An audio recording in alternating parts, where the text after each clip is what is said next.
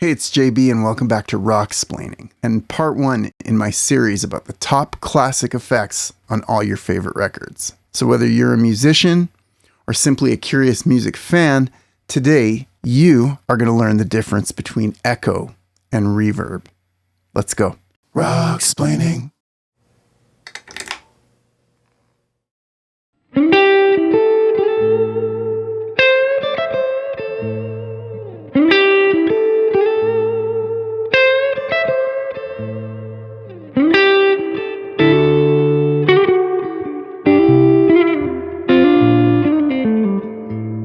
Of all the effects I'm covering in this series, echo and reverb are the only two that are taken straight from the natural world. That means that when we hear them, our brains and our instincts are tricked into thinking that a sound is physically closer or farther away, or existing in different spaces because that's how it would work in the real world. So because of this, echo and reverb can be used to add a sense of depth and dimension to recorded sound, and they've been used for that for decades and decades. Echo. Echo is what happens when you hear a sound repeat more than once. In nature, it happens in huge outdoor spaces like in a canyon, where you'll hear a delayed repeat of your voice bouncing off a surface way off in the distance. And the further away that surface is, the later or longer the echo or delay. Now in music, we usually don't say echo that much. We mostly use that term delay. And you might hear us say tape echo or tape delay. The reason for that is because the way this effect was originally created was by playing back a tape recording with two playback heads, one playing the original sound and another one playing the delayed sound. And you'd hear it slightly later, giving you the effect of an echo. And this became super popular, and it's been an essential part of recording ever since. Nowadays, you can get beautiful echo or delay from all kinds of guitar pedals and software plugins. But for our purposes today, let's break down the four main delay types you've been hearing all your life. Ready? Number one, short delay. Often called a slapback or even just slap. This evokes a nearby flat wall with the sound slapping back off of it. This is the sound of early rock and roll and 1950s youth culture. When you hear that slap, that's how you know you're not listening to your dad's old record.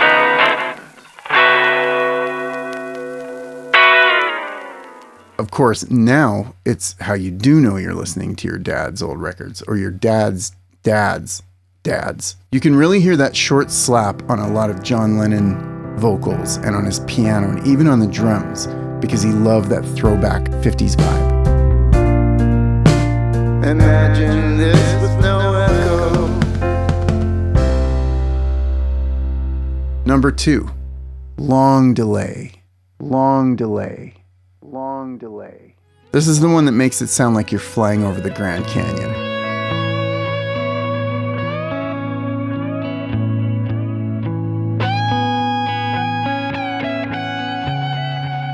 Number three, dub echo. This was created by Jamaican reggae producers like Lee Scratch Perry in the 1970s. Dub echo is the sound of those old tape echo units being pushed way past their limit. It's not a natural sound. It's really pronounced and psychedelic. And there are way more repeats, so you can actually hear the echoes deteriorating and losing fidelity over time as they repeat. And then, if you push the repeats even more, they start to feed back and self-oscillate. At this point, you can't even tell what the original sound was, but it's a super cool effect. Number four, rhythmic delay. Now this uses the timing of the echo repeats to create a specific rhythmic pattern out of a simpler one. Rhythmic delay was popularized in the 80s by U2 and their guitarist The Edge, and it became a huge part of their signature sound.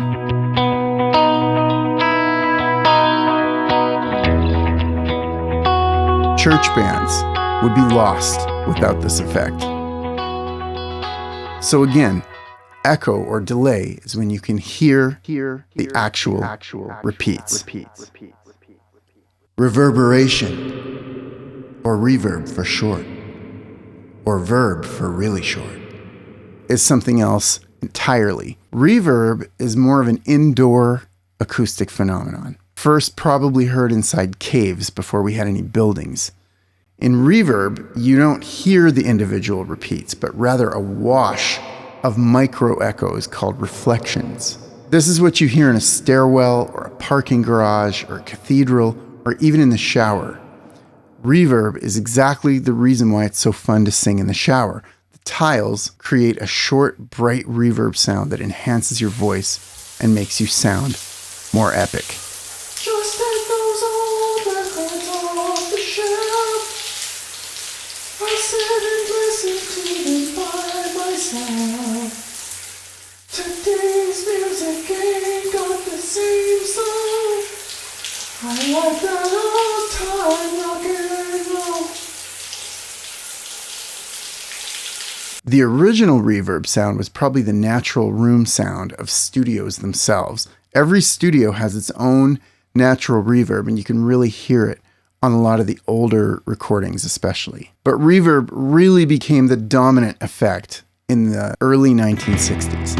So for one thing, guitar amps started to have built-in reverb, which led to the sound of surf music. The amps have these long springs inside that vibrate in a splashy sounding way that was perfect for that style.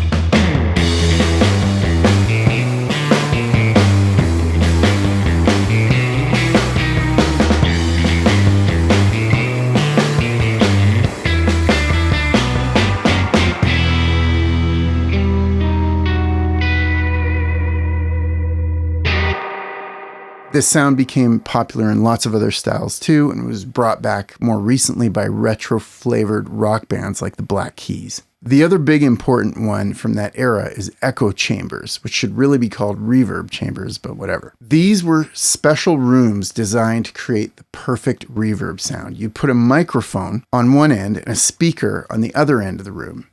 And whatever you play through the speaker would be recorded by the microphone on the other side, and it would catch all the natural reflections of that space. This is the sound you hear on all the old Motown hits. When you visit the Motown studio in Detroit, there's a square hole in the ceiling, and you can sing up into the chamber, which is in the attic, and you hear that same reverb sound on your voice that they used on all those old Motown hits. And now, of course, we've learned to create all these reverb effects digitally in a million different ways. Reverb has become so common in recordings that certain production sounds are defined by simply not using reverb. For example, a lot of funk records are extremely dry. If you want to know the lingo, you get extra points for saying dry for lack of reverb and wet for lots of reverb.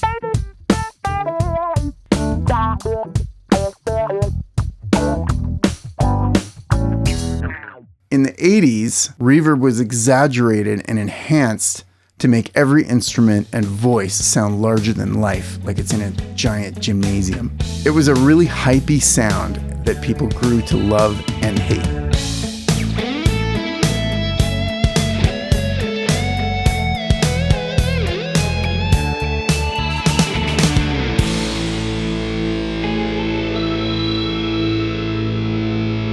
Most of the time, music uses reverb in small amounts that you have to listen very closely to notice. It is usually there, but you have to listen for it. Now, this isn't to say that these effects should always be used tastefully and subtly. Sometimes, too much is exactly the right amount. Now, there have been whole genres of music that have been built around reverb. The oldest example is probably Gregorian chant, which used the natural acoustic spaces of churches and cathedrals. Ambient music, which was pioneered by Brian Eno in the 70s, uses tons of reverb to create dreamy soundscapes. And these sounds were developed later by bands like Sigur Rós and genres like shoegaze.